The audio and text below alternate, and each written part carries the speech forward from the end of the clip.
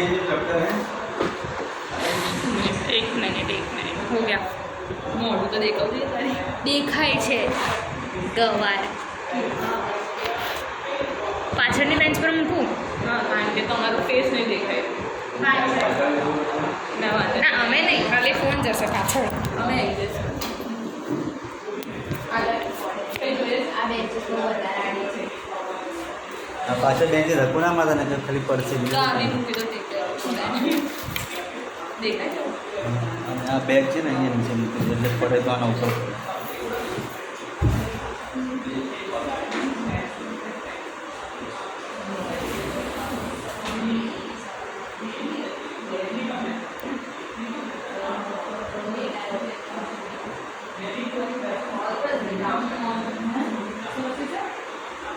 molecular basis of inheritance.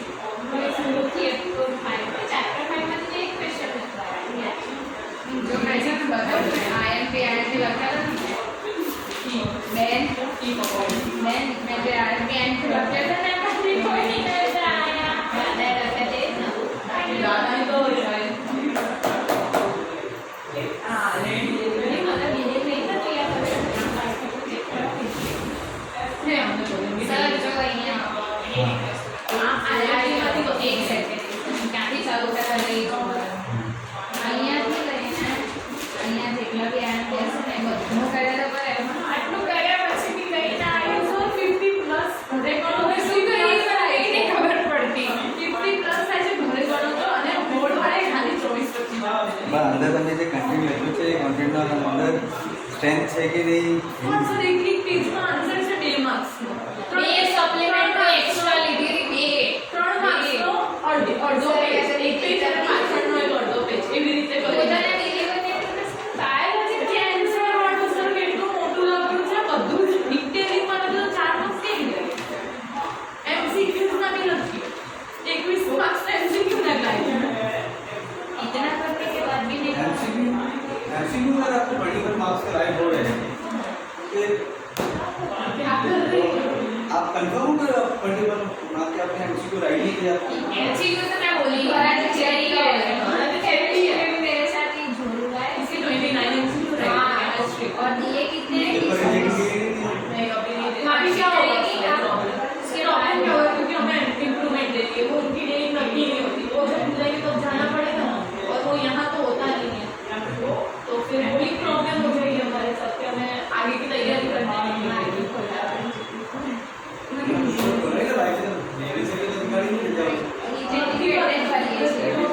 Rejection के reassessment को नाखित दो फॉर्म पे नाखित दो इंटरव्यू चालू रखो साथ में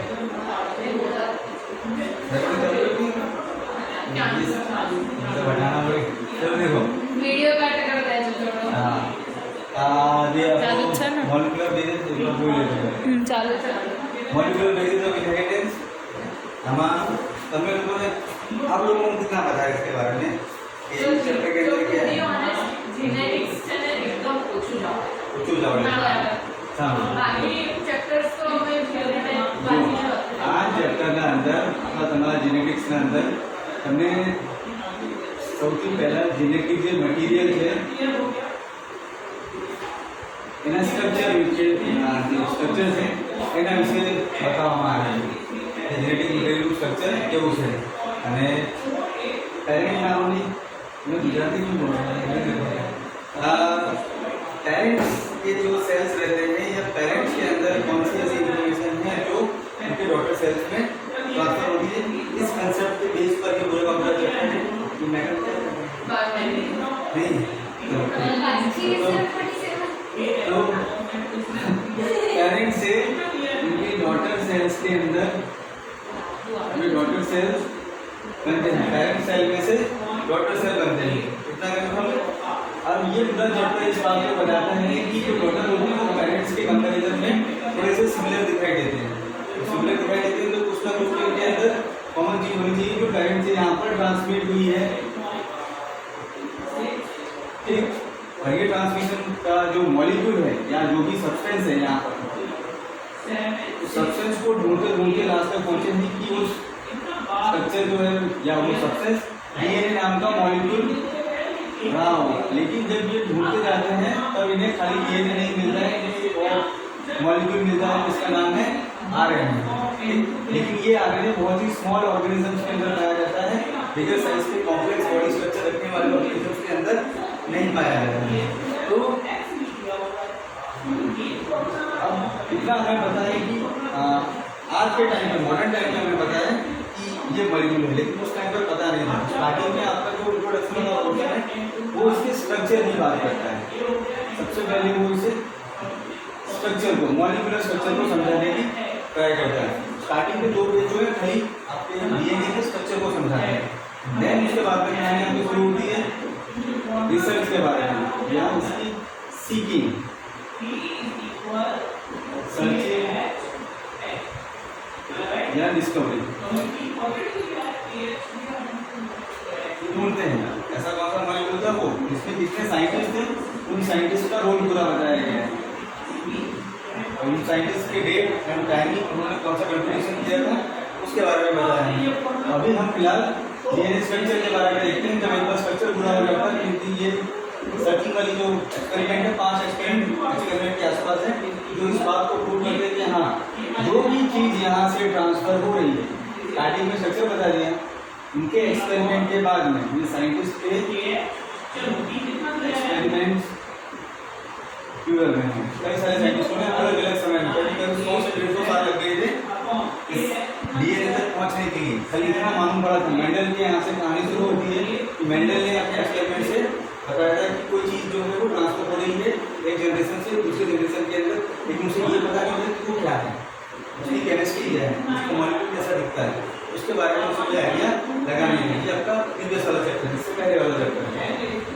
तो इनके एक्सपेरिमेंट्स में कई सारे साइंटिस्ट हैं जो एक्सपेरिमेंट करते हुए ये बताते थे कि जो भी सब्सटेंस ट्रांसफर हो रहा था, जो भी सब्सटेंस आपका ट्रांसमिट हो रहा था, वो सब्सटेंस आपका जेनेटिक मटेरियल डीएनए, और फिर इसी के साथ में इसे नाम दे दिया गया कि इसे जेनेटिक मटेरियल कहा जाएगा। तो इसकी डेफिनेशन में भी बोला जाता है जेनेटिक मटेरियल उसी मॉलिक्यूल को बोला जाएगा, उसकी 4 प्रॉपर्टी के बारे में बताया गया है। ये ट्रांसफॉर्मेशन होना चाहिए, स्टेबिलिटी होनी चाहिए, और साथ में पेरेंट की बॉडी के स्ट्रक्चर, फिजियोलॉजी की जो डिजाइन, जो नॉलेज है, इंफॉर्मेशन है, वो नेक्स्ट जनरेशन वाले सेल के अंदर तक जानी चाहिए। अगर ऐसा मॉलिक्यूल कोई है तो एक जनरेशन से दूसरी जनरेशन में जा पा रहा है, तभी उसे जेनेटिक मटेरियल कहेंगे। साथ में ये अपने आप को, उसके अंदर लिखी हुई इंफॉर्मेशन अपने आप को एक्सप्रेस कर सकती है, मतलब प्रोटीन बना करके स्किन बना सकती है, हेयर बना सकती है, आइज बना सकती है, आइज के कलर को बना सकती है। कुछ लोगों के आइज के कलर ब्लैक होते हैं, ब्राउन होते हैं, कुछ ब्लू वाले जो होते हैं, इनके आइज के कलर आपके हेयर के स्ट्रक्चर्स, किसी के स्मूदी हेयर होते हैं, किसी के कर्ली होते हैं, किसी के रफ होते हैं। तो इस टाइप से वो प्रोटीन के बेस पर डिपेंड करता है। तो ये सब इस जेनेटिक मटेरियल डीएनए के अंदर लिखा हुआ रहता है। अगर मैं डीएनए को उस तरह से समझाने की थोड़ा सा ट्राई करूँ, मान लेते हैं कि हमें पता है कि डीएनए इस तरह से डबल स्ट्रक्चर रहता है, तो इसके अंदर ये जो छोटे छोटे से हिस्से रहते हैं उनको जीन की तरह कंसीडर किया जाता है। तो एक एक जीन जो है किसी खास टाइप की प्रोटीन को बनाने के लिए रिस्पॉन्सिबल रहते हैं। इसमें से कोई और प्रोटीन बनेगी, इसमें से कोई और प्रोटीन बनेगी, यहाँ से कोई और प्रोटीन बनेगी। ऐसे लाखों में जीन्स रहते हैं। हमारे डीएनए की जो लेंथ है वो अच्छी खासी है, 2.2 मीटर की है। 2.2 मीटर यहाँ से लेके यहाँ तक हम कंसीडर कर सकते हैं, उतना बड़ा भाग है। एक पॉलीमर की चेन एक ऐसे स्ट्रक्चर के अंदर समाया हुआ है जो स्ट्रक्चर आपको से दिखता भी नहीं। 2.2 मीटर की लेंथ, कोई भी चीज कितनी बड़ी होगी, कितनी भी दिखती होगी, लेकिन इतनी बड़ी लेंथ अगर दिखा रहा है तो अच्छा खासा मास लगता होगा। क्योंकि इतनी बड़ी चीज ऐसी जगह पर रखी हुई है जो आंखों से दिखाई भी नहीं देती, फिर ऐसे कैसे चल सकता है? कुछ ना कुछ इसके पीछे कंसेप्ट होगा, साइंस होगी, फिनोमेना होगा। इतनी लंबी चीज को सबमिट करके छोटी सी जगह पर रख दिया है। सेल जो रहता है वो हमारा माइक्रो लेवल पे रहता है। सेल का जो न्यूक्लियस रहता है उसके अंदर पाया जाता है जेनेटिक मटेरियल। तो ये जो प्रोटीन बना देगा तो ये प्रोटीन कोई ना कोई फंक्शन करेगा। ये फंक्शन कैटालिस्ट वाला भी हो सकता है। ये प्रोटीन जो रहते हैं कैटालिस्ट की तरह भी काम करते हैं, स्ट्रक्चर की तरह भी काम करते हैं। स्ट्रक्चर में मतलब हम ऐसा लिख सकते हैं कॉन्स्टिट्यूएंट की तरह काम करते हैं। ये क्या होगा कॉन्स्टिट्यूएंट का मतलब? कोई चीज बनी है तो उसके एक पार्ट के तौर पर काम कर रहे हैं। जैसे कि ये पूरा रूम बना हुआ है, ये इस उनका पार्ट है, इसे कहेंगे कंस्टिट्यूएंट। ठीक, तो ये अपना रोल प्ले करते हैं। फिर आते हैं अब जब ये उनका एक्सपेरिमेंट पूरा होकर के, ये सारे एक्सपेरिमेंट होकर के लास्ट में जब फाइनल हो जाता है कि ये डीएनए ही आपका जेनेटिक मटेरियल है, यही वो चीज़ है जो ट्रांसफर हो रही है। देन बताते हैं कि अब ये डीएनए जब ट्रांसफर होने वाला है एक सेल में से डबल होकर के नेक्स्ट दो डॉटर सेल में ट्रैवल कर रहा है। जब यहाँ पर ये डीएनए रहता है तो यहाँ पर जाने पर ये जितनी क्वांटिटी यहाँ पर है 2n है, उतनी ही क्वांटिटी इनके पास में रहती है। तो ऐसा कैसे हो पाता है? इसका मतलब यहाँ से लेकर के यहाँ तक जब ये सेल डिवाइड हो रहा होगा तो उस प्रोसेस के दौरान ये जेनेटिक मटेरियल जो है वो डबल होना चाहिए, 2 गुना हो जाना चाहिए, 2 टाइम्स हो जाना चाहिए। 2 टाइम्स होगा तब जाकर के आधा दोनों में ऊपर ही बढ़ सकता है। इस कंडीशन को बोला जाता है रेप्लिकेशन। ठीक, एक बार इसमें चला गया, बन गया, बॉडी डिजाइन बन गया, उसके बाद में ऐसा ही एक और फिनोमेना होता है जिसे कहते हैं ट्रांसमिशन। आगे वाले क्वेश्चन में हम लिख सकते हैं कि नेक्स्ट क्वेश्चन बनता है ट्रांसमिशन का।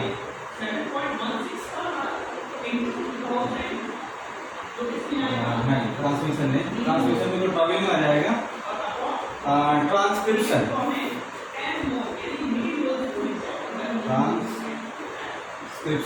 ट्रांसक्रिप्शन का मतलब होता है जो क्रिप्टोग्राफी नाम वर्ड है, ये ग्रीक या लैटिन लैंग्वेज से होता है वो वर्ड है। इसका मतलब ही होता है कोई सिंबल्स का कलेक्शन जो कोई मीनिंग दे रहे हो, सिंबल्स का कोई कलेक्शन कोडिंग टाइप का जो कोई मीनिंग दे रहे हो, तो ट्रांस मतलब उसको समझ लेना, उसको अंडरस्टैंड कर लेना, डिसाइफर कर लेना और उसके बाद में फिर उसको देख करके यूज कर लेना। यहाँ पर क्या होता है, ये प्रोसेस अलग है, ये प्रोसेस अलग है। ऑलरेडी डीएनए प्रेजेंट है, अब डीएनए के अंदर से दूसरा काम होता है कि इसमें से भी इस डीएनए की चेन को ओपन किया जाता है, इस तरह से ऐसे ओपन किया जाता है डीएनए के कुछ पार्ट को, एंड देन इसकी 2 स्ट्रैंड बन जाती है। 2 स्ट्रैंड में से एक स्ट्रैंड के ऊपर यहाँ पर ये कोडिंग पड़ी हुई है, मतलब आपके न्यूक्लियोटाइड लगे हुए हैं। इनको देख करके एक और बिल्कुल इसका कॉम्प्लीमेंट्री पॉलीन्यूक्लियोटाइड बनाई जाती है, पॉलीमर चेन बनाई जाती है। वो यहाँ से फिर बाहर निकल दिए, उसे कहते हैं मैसेंजर आरएनए। ये मैं जस्ट आपको ओवरव्यू बताने की ट्राई कर रहा हूँ चैप्टर के अंदर क्या चल रहा है, उसके बाद में एक स्टेप पर पूरा का पूरा चैप्टर समझाया जाता है। एमआरएनए बनेगा और इसको रीड करके फिर बनता है आपका पॉलीपेप्टाइड। इसे कहा जाता है प्रोटीन। जब ये 1 डिग्री से 2 डिग्री 3 डिग्री में कन्वर्ट हो जाता है तब ये फंक्शन कर पाता है एज अ प्रोटीन, एंजाइम की तरह या कैटलिस्ट की तरह या कंस्टिट्यूएंट की तरह या मैसेंजर की तरह। यही वो लोग हैं मैसेंजर की तरह, तो यहाँ पर ही काम कर रहा है, ठीक है। और मोस्टली ये एंजाइम की तरह काम करते हैं, मीन्स बॉडी के अंदर कोई भी एक मॉलिक्यूल किसी और दूसरे मॉलिक्यूल में कन्वर्ट हो रहा है, ये अपने आप नहीं होता है। इस काम को करवाने के लिए 100% मैनेजर की तरह टाइप का होना चाहिए, जो खुद पार्टिसिपेट तो नहीं करेगा, खुद काम नहीं करेगा, लेकिन उसके बिना काम भी नहीं होगा।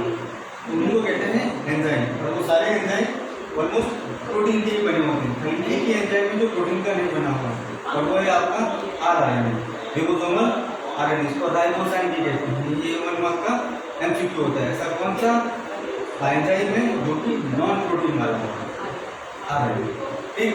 वो इसी चैप्टर के अंदर हम देखेंगे। तो रेप्लिकेशन और ट्रांसक्रिप्शन 2 अलग अलग चीजें हैं, अलग अलग बातें हैं। इससे बनता है प्रोटीन, इससे बनता है डीएनए। रेप्लिकेशन में डीएनए से डीएनए बन रहा है, लेकिन ट्रांसक्रिप्शन में डीएनए से मैसेंजर आरएनए बन रहा है और उससे भी प्रोटीन बन रही है।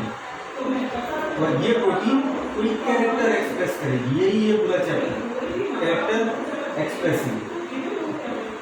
इतने में पूरा चैप्टर समेटा हुआ है। एक डीएनए से डीएनए कैसे बन रहा है, डुप्लीकेशन कैसे हो रहा है, और यहाँ पर 4 स्टेप के अंदर कैरेक्टर एक्सप्रेस कैसे हो रहा है, इसके बारे में चैप्टर बताता है। फिलहाल तो मैं इस चीज़ को तो आपके पास सारी बड़ी हुई है, हम खाली चैप्टर को मैं समझाते जाता हूँ और आप देखते जाइएगा, क्योंकि अगर दिक्कत पड़ती है तो बता दीजिए। ये तो हुआ हमारे चैप्टर की ओवरव्यू या कहानी। अब हम चैप्टर के स्ट्रक्चर के बारे में देखना स्टार्ट करते हैं। वहाँ पर बात चलती है अब स्ट्रक्चर के बारे में।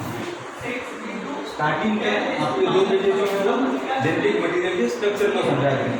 जेनेटिक मटेरियल का स्ट्रक्चर क्या है? मेड अप ऑफ न्यूक्लियोटाइड,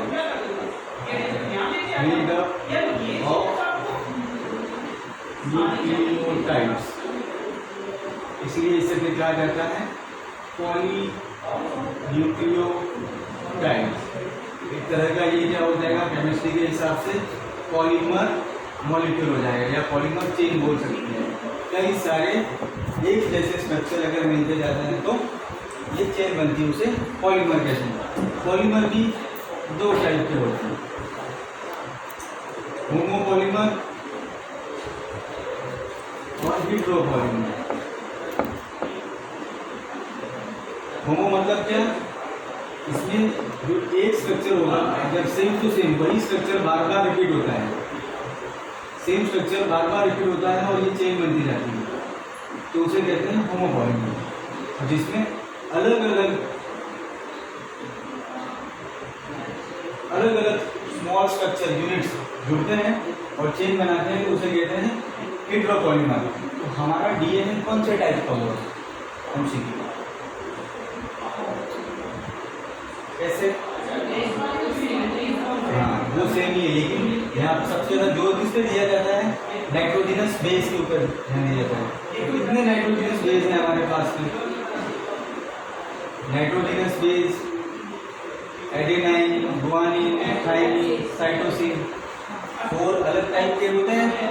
यहाँ पर अलग अलग टाइप के नाइट्रोजनस बेस होने की वजह से हमारा डीएनए जो है वो हेटेरोपॉलीमर की कैटेगरी में फॉल करता है। आरएनए भी इसी कैटेगरी के अंदर फॉल करता है, ठीक, क्योंकि ये 4 डिफरेंट टाइप के नाइट्रोजनस बेस मॉलिक्यूल्स अवेलेबल हैं, ठीक। चलो फिर अब इसके स्ट्रक्चर के बारे में देख लेते हैं। ये जो न्यूक्लियोटाइड लिखा हुआ है ये किससे बना हुआ है? क्योंकि इतना तो मालूम पड़ गया कि हमारी जो चेन है वो इस तरह से ACTG इस तरह के न्यूक्लियोटाइड के कॉम्बिनेशन से या इनके जुड़ने से बनती है, ठीक है। ये हो गई आपकी पॉलीन्यूक्लियोटाइड चेन, पॉलीन्यूक्लियोटाइड चेन, ठीक।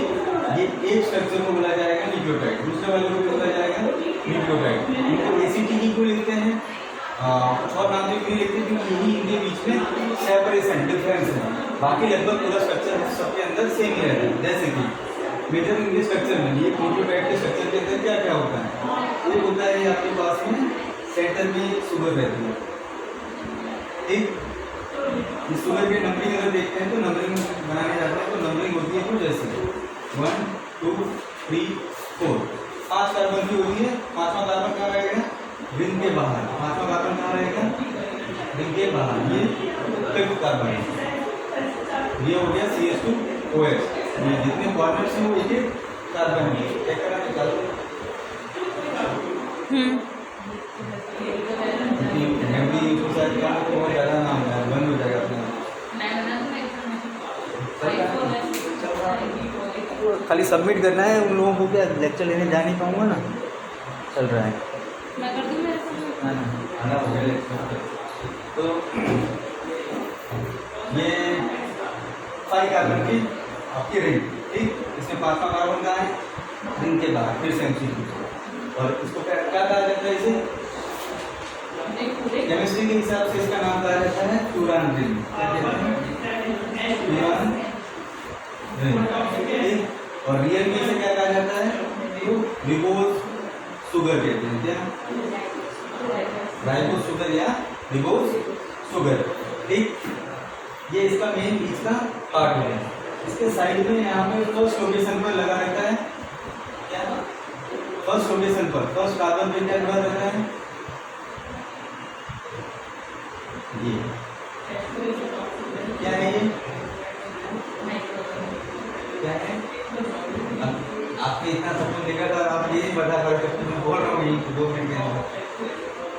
क्या है इसका? ये तो देख के तो बता सकते हैं क्या है। नाइट्रोजन है, हाँ नाइट्रोजनस बेस बोलेंगे गुड। ये नाइट्रोजनस बेस की रिंग जो है वो यहाँ लगी रहती है। नाइट्रोजनस बेस भी दो टाइप के हैं, ठीक है, कौन कौन से? जी नहीं, इसको कहते हैं क्यूरीन, इसको कहते हैं पायरिमिडिन।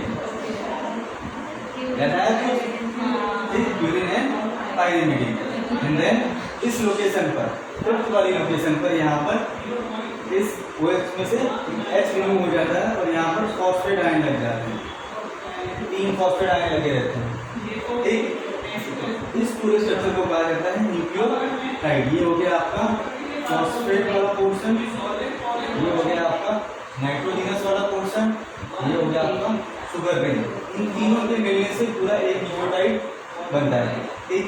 अभी पूरे रिंग में भी एक खास बात है, क्या इसके नाम है, जिसका नाम लेंदी है उसका स्ट्रक्चर जो है वो छोटा है, इसका नाम बड़ा है उसका स्ट्रक्चर छोटा है, ठीक है।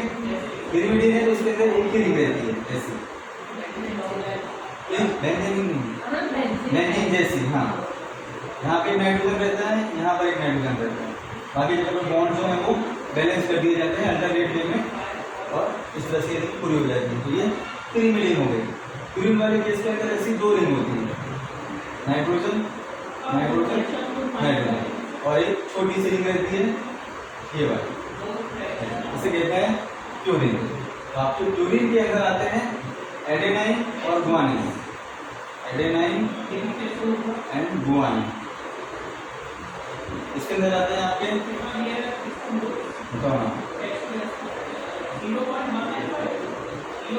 शॉर्ट फॉर्म में क्या है, सी क्या है?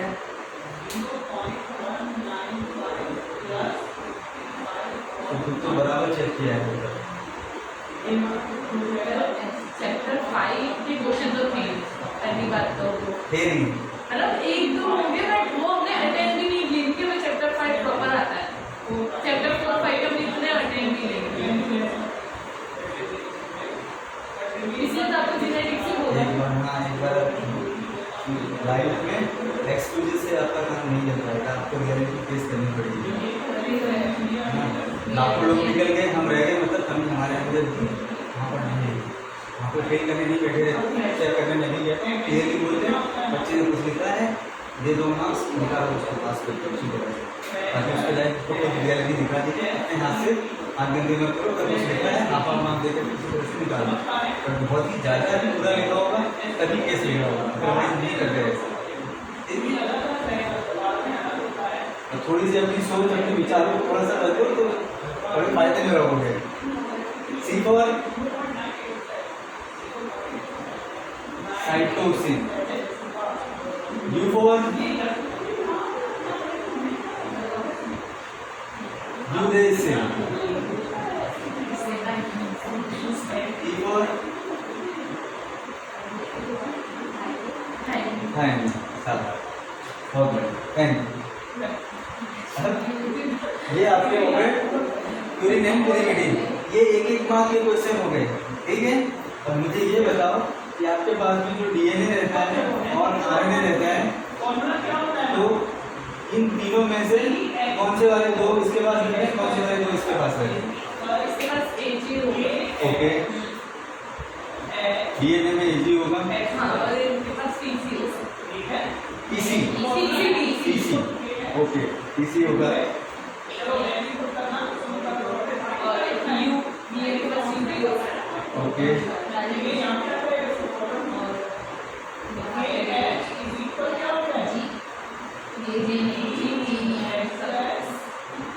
चार्जर हो गए उनके पास में।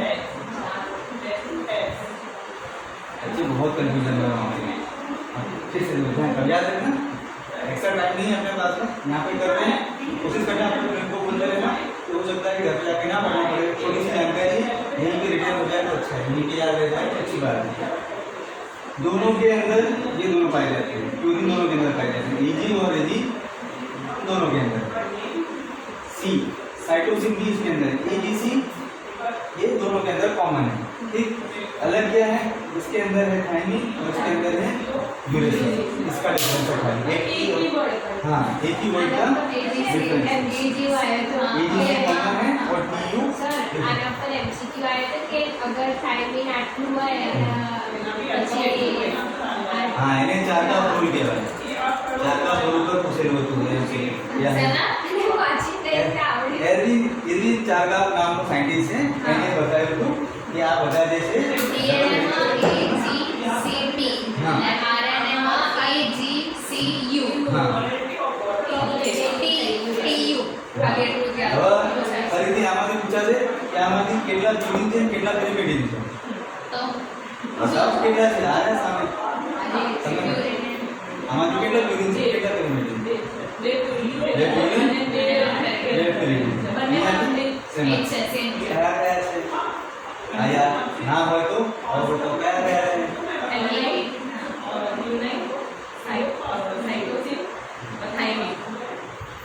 हाँ देखो आपके नाम बता दिए हमने AG અને हाँ C एजी શું છે પ્યુરિન કે પેરિમેડિન પ્યુરિન પ્યુરિન અને સીટી પેરિમેડિન है तो કઈ વાંધો નહીં થાય આટલું થઈ ગયું પછી આને કહેવાય છે આખાને શું કહેવાય છે ન્યુક્લિયોટાઇડ, અહીંથી લઈને આખું પોર્શન જે છે હું અહીં વાંચન અને ફોર્મ્યુલા ફોર્મમાં લખું ન્યુક્લિયોટાઇડ એટલે શું, ન્યુક્લિયોટાઇડ એટલે કે તમારા પાસે વચ્ચે એક સુગર રહેશે, રાઈટ સાઈડમાં એક નાઇટ્રોજનસ બેઝ છે અને લેફ્ટ સાઈડમાં એક ફોસ્ફેટ આયન છે, ઠીક, ત્રણ ફોસ્ફેટ નું ગ્રુપ છે, આ કોમ્બિનેશનને કહેવાય ન્યુક્લિયોટાઇડ, ઠીક।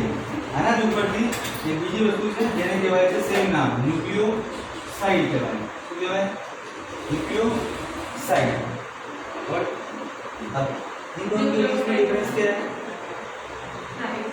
इसको याद रखने के लिए आसान तरीका है, ट्रिक को याद रहती है ना, N फॉर क्या होता है यहाँ पर, N for nitrogen base, S for sugar, इन दोनों के कॉम्बिनेशन को बोलते हैं न्यूक्लियोसाइड। इसका मतलब क्या एब्सेंट है,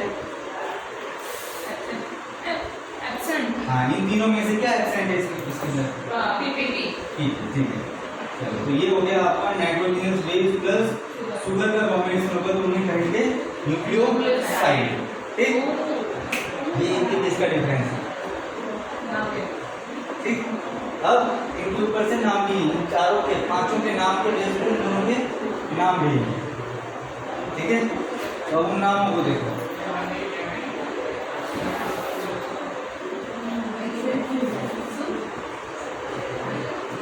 हमारे पास मैं यहाँ पे ऐसा लिख सकता हूँ न्यूक्लियोसाइड, यहाँ पर लिख सकते हैं न्यूक्लियोटाइड। अब इनके नाम भी पूछे जाते हैं सारे, ये 11 से उठाए हुए कॉन्सेप्ट है, 11 में मुझे चैप्टर में थे ये सुना से है कुछ चैप्टर का पता पता नहीं हमारे 9 बायोमोलिक्यूल्स, हाँ उसके अंदर था ये क्वेश्चन। अब हम एक एक करके पकड़ना स्टार्ट करते हैं कि ये हो गया आपका एडेनाइन।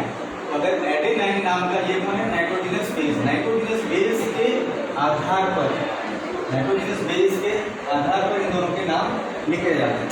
जैसे कि अगर ये एडेनाइन है इसे कहा जाएगा एडिनोसाइन, क्या बोलेंगे, ये साइड का साइन यहाँ लगा देते हैं, ठीक, और इसे बोला जाएगा एडिनाइलिक एसिड, एडिनाइलिक एसिड, ठीक। तो दोनों में फर्क क्या है, इसके अंदर खाली होगा नाइट्रोजनस बेस और इसके अंदर होगा सिर्फ आपका शुगर, और यहाँ पे क्या होंगे नाइट्रोजनस बेस भी होगा, शुगर भी होगा एंड फॉस्फेट भी होगा, इन तीनों का कॉम्बिनेशन, ठीक। तो जब ये तीनों मिलते हैं ना तो यहाँ पर फिर से एक बार अपने दिमाग की बत्ती लगाओ, अगर ये अकेला एक फॉस्फेट है, एक चीज होती है उसे मोनो कहते हैं हमारे साइंस में, दो होते हैं तो डाई कहते हैं, तीन होते हैं तो ट्राई कहते हैं। अगर ये अकेला है तो मैं क्या बोल सकता हूँ, अगर यहाँ पर एडेनाइन लगा हुआ है, एडेनाइन लेकिन मोनो फॉस्फेट बोल सकते हैं, एडेनाइन मोनोफॉस्फेट, ठीक है। तो ऐसे अगर दो होंगे तो एडिनोसाइन, डाइफॉस्फेट, अभी अगर इतना पोर्शन रहता है फॉस्फेट बिना का रहता है, फॉस्फेट बिना का होता है तो क्या बोलते हैं एडिनोसाइन। इसके नाम में फिर क्या यूज करेंगे, एडिनो साइन, एडिनो साइन, कितने कोड था हमको? एडिनो साइन, और हो गया तो मोनोफॉस्फेट, एडिनो साइन मोनोफॉस्फेट, ठीक। अगर दो हो गए तो एडिनो साइन डाइफॉस्फेट, डाइफॉस्फेट को अगर शॉर्ट में बोलोगे तो क्या निकलेगा? एटीपी, एटीपी कोई एनर्जी वाला है, ये वही एटीपी है। तो यहाँ पर ये भी आपको 3 टाइप के मिल जाएंगे, एक एएमपी, एडीपी, या तो एडीपी भी बनता है, एक फॉस्फेट कम करते हैं तो एटीपी, तीन नाम हो सकते हैं, ठीक। ऐसे ही यहाँ पर दूसरे वर्ड को पकड़ते हैं, गुआनो, गुआनिन, गुआनिन, इससे क्या बन जाएगा? यही वर्ड यूज करना है आपको। नो गुआनोसाइन, हाँ वेरी गुड, साइन हो गया ना। ये यहाँ से आ जाते हैं तो क्या हो जाएगा? जी नहीं हाँ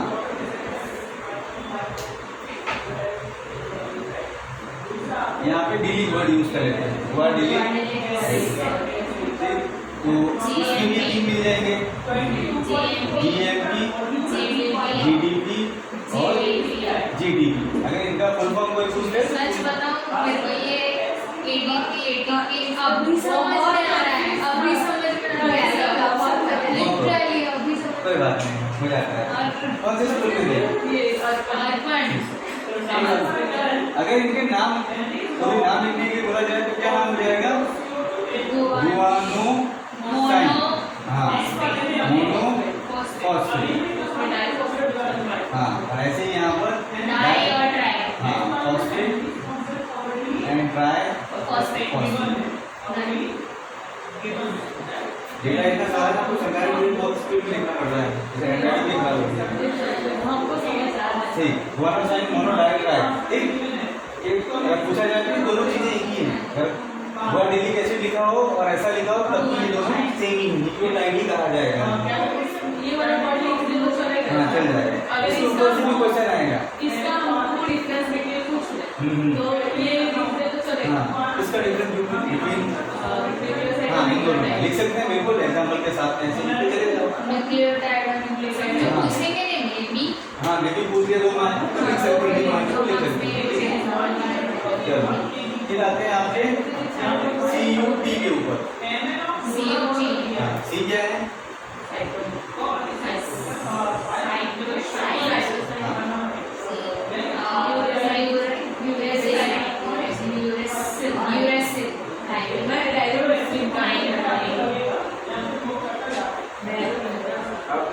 इनके नाम में आते हैं फिर से 2 स्ट्रक्चर, कितना? खाली 2 ही चीजें, एक आपकी रिंग और साथ में आपकी शुगर। ये रिंग में आता है शुगर और एक आ जाएगा नाइट्रोजनस बेस, यहाँ पे लगा हुआ है साइटोसिन। इतने स्ट्रक्चर को बोला जाएगा न्यूक्लियोसाइड, से कहा जाएगा साइटिडीन बोलते हैं, क्या? साइटिडीन। और दूसरे वाले का नाम बोला जाएगा यूरिडीन, दूसरे वाले का नाम थाइमिडीन। यहाँ से आएंगे तो इसका नाम हो जाएगा साइटिडिलिक एसिड, इसका नाम हो जाएगा यूरिडिलिक एसिड, इसका नाम हो जाएगा थाइमिडीलिक एसिड। ये तो हुए कॉमन नाम। अगर इनका स्पेशल नाम लेना होगा तो CMP, शाबाश। ऐसे यहाँ पर हो जाएंगे 3, UMP, UDP, UTP, and then PMP, TDP and TTP। ठीक, अब नोटिस करने वाली बात है, इसके ऊपर से एक और डिफरेंस हमें देखना है कि ये जो स्ट्रक्चर आपको दिखाया मैंने, आपके पास 2 चीजें, 2 टाइप के जेनेटिक मटेरियल है, एक का नाम है DNA, एक का नाम है RNA। इसके अंदर भी ये चीज है, इसके अंदर भी इसके पास भी नाइट्रोजनस बेस है, इसके पास भी नाइट्रोजनस बेस है। इसके पास भी यहाँ पर फॉस्फेट लगे हुए हैं और इसके पास भी फॉस्फेट लगे हुए हैं, लेकिन इनके बीच में हल्का सा डिफरेंस है। तो डिफरेंस क्या है ये भी एग्जाम में पूछा जाता है और यहाँ से भी MCQ बनता है। डिफरेंट वाला क्वेश्चन कैसा होगा? हाँ, पता है पूरा देख लो स्ट्रक्चर के बीच में डिफरेंस वैसे भी क्वेश्चन की आपके पास में रेफरेंस बुक तो होगी ना, कितना आप करके जा रहे हो मतलब कोई नहीं डाइजेस्ट वगैरह ऐसा। हाँ उसमें MCQ दिया हुआ है तभी आपको अच्छा समझना है। तो अब RNA के अंदर कौन कौन से नाइट्रोजन स्टेज होते हैं?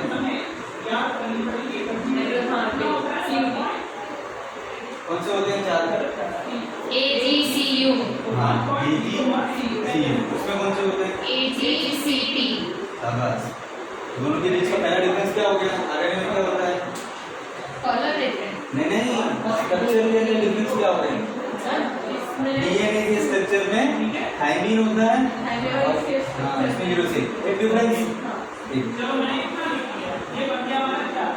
जो आपका DNA रहता है मोस्टली ये डबल हेलिकल स्ट्रक्चर है, नॉर्मली ये single structure single polynucleotide chain है, ऐसे ये भी डबल हेलिकल होते हैं। ठीक है, चेन दोनों पाए जाते हैं जनरली फेमस है वो सिंगल है। ऐसे इसके अंदर भी सिंगल DNA भी होता है और यहाँ पर डबल RNA भी होता है, दोनों पॉसिबल है। लेकिन ये वाला D सर किस चीज के लिए? चलो डबल वाला देखिए, ये वाला जो DS लिखते हैं ये इसको बोलते हैं डबल स्टैंडर्ड। क्या कहते हैं? Double standard. Double standard DNA होता है, सिंगल स्टैंडर्ड भी DNA होता है SS। ऐसे ही डबल स्टैंडर्ड RNA भी होता है और सिंगल स्टैंडर्ड RNA भी होता है। तो सर ये वाला D किस के लिए है? ये वाला D है आपका first position, second, third, fourth, fifth. First, second, third, fourth and fifth, इन सब लोकेशन पर यहाँ पर OH नाम के स्ट्रक्चर लगे रहते हैं। ये जो सेकंड पोजीशन है ना, यहाँ पर भी OH है, यहाँ भी OH है, यहाँ भी OH है और यहाँ पर भी OH रहते हैं। ठीक है, HOH का कॉम्बिनेशन रहता है। स्ट्रक्चर इतना डीप में जाना नहीं है, आप कल इन दोनों के बारे में जानना है। सेकंड और थर्ड पोजीशन पर OH रहता है, यहाँ पर भी OH होना चाहिए। शुगर के अंदर मेन जो स्ट्रक्चर है उसके अंदर सेकंड और थर्ड पोजीशन पर OH रहता है। यहीं पर एक छोटा सा डिफरेंस आता है, इसके अंदर दोनों जगह पर OH रहता है। यहाँ पर सेकंड पोजीशन पर H ये O गायब है। अगर ये O गायब है तो हमारी केमिस्ट्री के अंदर या साइंस के अंदर दो चीज एब्सेंट होगी, उसके लिए हम क्या वर्ड यूज करते हैं? D वर्ड यूज करते हैं, D। ठीक है, यहाँ पर ऑक्सीजन प्रेजेंट है, ठीक, और OH ग्रुप को ऑक्सी भी कहते हैं, अल्कोहल का फंक्शनल ग्रुप का नाम है इसका। इसका जब प्रीफिक्स लगाते हैं तो ऑक्सी वर्ड यूज करते हैं, सफिक्स लगाते हैं तो अल लगाते हैं, मिथेनॉल, इथेनॉल और आगे लिखते हैं तो ऑक्सी वर्ड यूज करते हैं। तो वहां से ये ऑक्सी वर्ड यूज करके यहाँ से एक ऑक्सीजन गायब है, इसे कहा जाता है डीऑक्सीरिबोज शुगर। ये वाली कौन सी है? Ribose sugar. दोनों के बीच में शुगर का डिफरेंस है। शुगर में कितना डिफरेंस है? सेकंड कार्बन का, कहाँ पर? सेकंड कार्बन का डिफरेंस है। ओके, सेकंड कार्बन पर ये डिफरेंस है। पहला डिफरेंस हो गया यहाँ पर थाइमिन का, दूसरा डिफरेंस हो गया ये ऑक्सीजन एब्सेंट रहता है, ठीक, और इसी वजह से ऑक्सीजन जो है वो अपना केमिस्ट्री बुक को दिया तो ऑक्सीजन इलेक्ट्रॉन नेगेटिव है, वो 2 माइनस का चार्ज रहता है, मतलब बाहर अगर उसे कहीं इलेक्ट्रॉन दिखा कहीं पे किसी के पास में, उसके इलेक्ट्रॉन का भीतर खींचने की टेंडेंसी रखता है, उसी कैरेक्टर को कहते हैं इलेक्ट्रोनेगेटिविटी। इसका मतलब क्या, वो सामने वाले के स्ट्रक्चर को तोड़ करके अपने साथ में जोड़ने की ट्राई करता है, इसका मतलब ये रिएक्टिव हुआ। तो इस वजह से यहाँ पे इस ऑक्सीजन की प्रेजेंस की वजह से ये रिएक्टिव भी है। आरएनए जो है वो डीएनए के कंपैरिजन में ज्यादा रिएक्टिव है। कोई चीज ज्यादा रिएक्टिव होगी क्या वो स्टेबल होगी? जो बच्चा बार बार उधर कर रहा होगा तो स्टेबल अनस्टेबल आरएनए भी अनस्टेबल है, इसलिए ये वायरसेस में पाया जाता है। वायरस हर बार अपनी नेक्स्ट जनरेशन में अपना आरएनए का स्ट्रक्चर हर बार चेंज कर लेते हैं। रिएक्टिव है आसपास के एनवायरनमेंट के मॉलिक्यूल जो मिलेंगे उसके सेल के अंदर, तो उससे हमने आरएनए अगली बार के लिए थोड़ा सा चेंज कर लेते हैं, तो हर बार उसमें वेरिएशन आना है, इसलिए वायरसेस के ढेर सारे वेरिएंट करते हैं। कोरोना में इसलिए वायरसेस की वैक्सीन बनाना मुश्किल होता है, इसलिए HIV की वैक्सीन नहीं बनी है। HIV का वायरस भी ऐसा ही है और तेजी के साथ में अपना रूप बदलता रहता है, अपना RNA बदलता है इसी वजह से, जिसकी वजह से अब एक फॉर्म के अंदर इसका स्ट्रक्चर ऐसा है, दूसरे फॉर्म के अंदर इसका स्ट्रक्चर जो है वो बदल जाएगा, स्ट्रक्चर बदल जाएगा। मेडिसिन आपने इस स्ट्रक्चर के लिए बनाई थी तो ये बदल गया, अब मेडिसिन इस पे काम नहीं करते, जब तक इसके लिए बनाई तो उसके रूप बदल गया, इस पे काम नहीं करते। हर बार ये अपने आप को नया बनाता है, चेंज करता है, तो साइंस बीच में इनसे पड़ जाती है, इसलिए HIV का कोई इलाज नहीं, जिनका हो गया हो गया। ठीक, सो इसमें ऑक्सी और इसमें डीऑक्सी, ऑक्सी वाले के लिए ऑक्सी वर्ड यूज करते हैं, सिंपल डिवोर्स बोलते हैं, इसमें एंशन होता है उसको डीऑक्सी बोलते हैं। इसलिए जितने भी नाम हमने देखे AUG, DDP और ये सारे RNA में पाए जाएंगे,